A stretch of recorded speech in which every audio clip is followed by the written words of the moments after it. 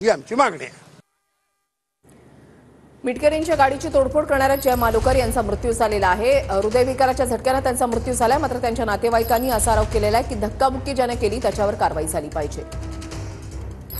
मनसे प्रदेश सरचिटणीस कर्णाबाळा दुंबळेंच्या चिथावणीनंतर मनसे कार्यकर्त्यांकडून अमोल मिटकरींच्या गाडीची तोडफोड करण्यात आली। 8 दिवसांमध्ये माझे लोक मिटकरींना भेटेल तिथे तुडवणार असं दुंबळे यांनी म्हटलं।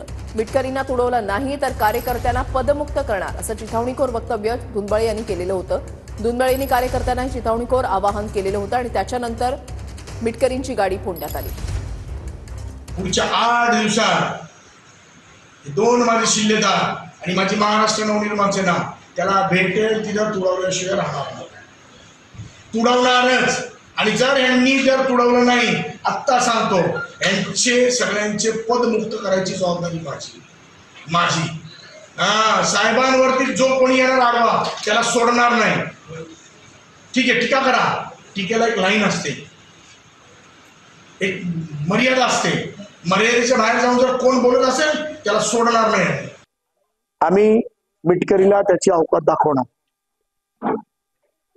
त्यांनी त्याच्या अवकातच्या बाहेर बोलू नये। स्टेफनी ठेवणार तो माणूस, बाळा अवकात मध्ये राहा।